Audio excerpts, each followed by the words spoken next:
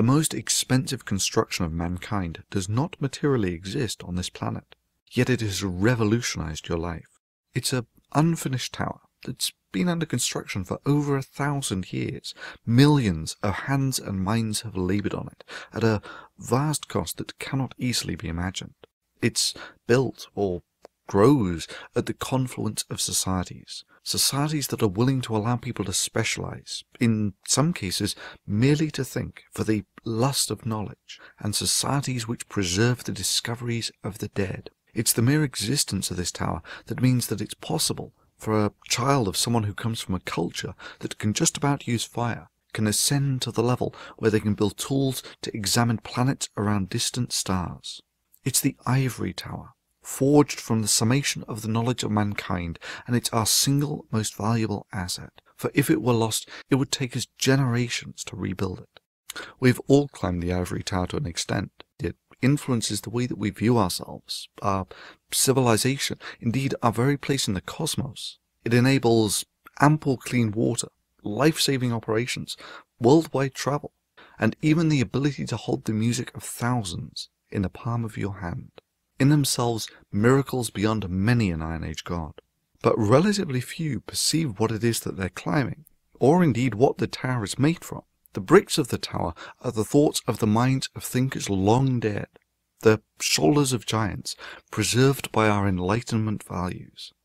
But what makes them strong is the scrutiny of those concepts by others. The free exchange of ideas is the quality control that ensures the structural integrity and expandability of the tower. And it's the growth of this tower that has allowed our enlightened world to proceed from the Wright brothers to landing on the moon in less than 100 years. Indeed, the growth of this tower may yet turn out to be the key component in determining the survivability of our species. But what gives the tower strength is that every brick within it is fully scrutinized for flaws, from all angles, to the best of the ability of the mental craftsmen of that era. There is no dogma, no secret, there is no weakness that cannot be exposed, corrected, or expunged. For where a society accepts dogma, that there are concepts beyond question, whether it's about burning witches or drawing prophets. Another Middle Eastern capital, another Western embassy on fire. That society is locked in that state in perpetuity. It can never advance, it can never grow beyond that dogma. For these boys, this is the only world they know. For many of them, it may be the only world they will ever know. They're not learning about math and science here. They're not learning about the world. They're learning only about one thing: God, Islam. A child is like a tree. It will give fruit. When children come to see me, I train them the right way. This is the core reason why I regard the import of dogma with utter contempt. It is the very icon of Dark Age stasis. Hell, we have over 2,000 years of the histories of societies, and if there's one thing that it's taught us, it's that societies that don't defend and preserve their acquired knowledge, societies that are content with the stasis of dogma, languish in the doldrums of the Dark Ages. For it is only the ivory tower that separates societies like this from this. For these reasons, I fiercely resist the import of dogma, for dogma is corrosive to the very matrix of the ivory tower, and the bane of those who do not want their society to regress. Previously, threats of force have applied a significant social pressure to a relatively small number, and the resulting intimidation has resulted in the de facto import of dogma. I'd like to ask him, and anyone else who agrees with him is watching, is that the relationship they want to have with the free press? Because if we have to use this stupid word offensive, those of us who believe in the Enlightenment and the Constitution and the First Amendment are very much offended by this mad, babyish conduct. But we don't go out and kidnap the nearest Muslim we can find and take him hostage till someone apologizes. Okay. We don't violate diplomatic immunity. We don't, which is one of the most precious things in the international community, much more precious than the right of Muslims not to have their feelings hurt. The whole thing is a scandal, and we're all running scared from it. This trend needs to be reversed.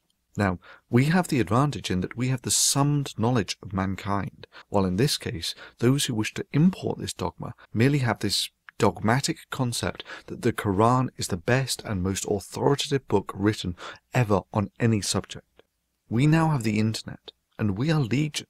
We can cause thousands to tens of thousands of images of Mohammed to be created, and thereby relieve the social pressure on the few that have thus far borne the brunt of this entire pressure. By the incremental work of many hands, we diminish the import of dogma into the enlightened world. Last year, we succeeded beyond all expectations, for not only did we succeed in repelling this import of dogma, we had the nuclear Islamic nation of Pakistan on the defensive, worried about the import of this free speech demonstration into their society. For while they are trying to prevent the import of Enlightenment values into their country, they are not applying a social pressure towards the export of dogma to the enlightened world. But prevention is better than cure, and the price of freedom is eternal and at times proactive vigilance. This year we continue the protest, for those forced into hiding by death threats from these people, to ensure that never again will the free press utter the words that they have been intimidated into self-censorship, into the de facto observation of religious dogma through threats of violence. So please, if you agree with this message, take a few minutes to draw a picture of Mohammed and upload it to Flickr, and then post it to this Flickr playlist. Thereupon, it will appear on the website dmd2011tf.net, where the slideshow will be playing safely beyond the hands of any dogmatic censorship. Or better still, take that slideshow code and insert it into your blog. Post it on your Facebook. Tweet it. Get it out there, such that never again will the free press be intimidated into silence through threat of religious violence.